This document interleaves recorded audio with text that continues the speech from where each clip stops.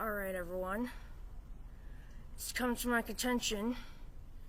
Now I was going to make a video about anti-gravity. I'm going to contain that video into this one. But first I'm going to tell you all the things you need to do to walk on water. It's actually possible. Now we can do it in many different ways. We can use the crystals everyone's collecting, crystalline. They conduct enough electricity to put between the surface barrier of the air, gravity, and the water, how the water is not evaporating up into the atmosphere, and how the gravity is holding the hydrogen and oxygen molecules to the surface of the gravity on the planet in a sphere. It has to be in a sphere or it won't work, and that's why them flat earth Christians are stupid. Because they want to talk about walk on water, but they don't want to talk about a round earth, right? That's where they're wrong. It's just cognitive dissonance. We have to learn the facts, right? So they're believing what they're told without evidence. That's blind faith. That's what the fish stay alive in that cold water. Well, that ice is acting like an insulator. Warm enough. Because only where the ice ends is the ice not frozen.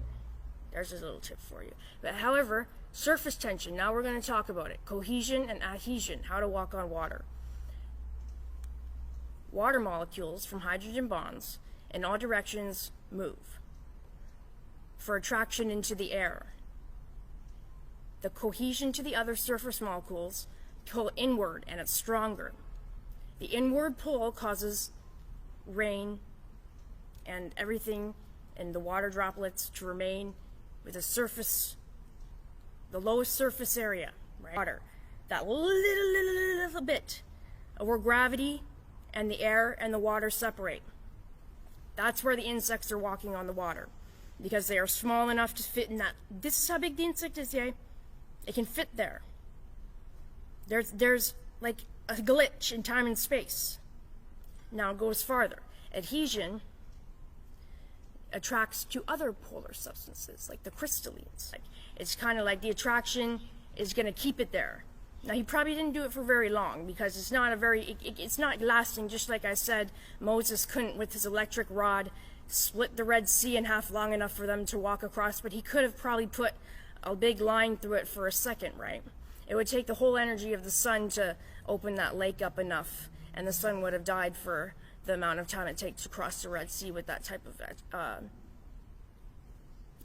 technology. But the hydrogen, the two of them in the water, is what's keeping Jesus, or these bugs, because of the molecules we're made of, from not dissolving with that crystal electricity, because the hydrogen doesn't want to connect to us, right? This is how we can lift things up in the sky. We rest it on top of these super oxygen electrons, right? Because if you think about electrons and how that's what creates a battery, instead of walking around the Nile, or walked up a little bit and built a boat and just, if you didn't want to cross the Nile because of the hippos and the fear of the hippos, you know, the hero, then he could have just walked up to the ocean, the Mediterranean, and took a boat and just, you know, put himself that way, you know. If he can split the Red Sea, he can build a boat, don't you think? Because it was just the Nile he had to get around to go save them.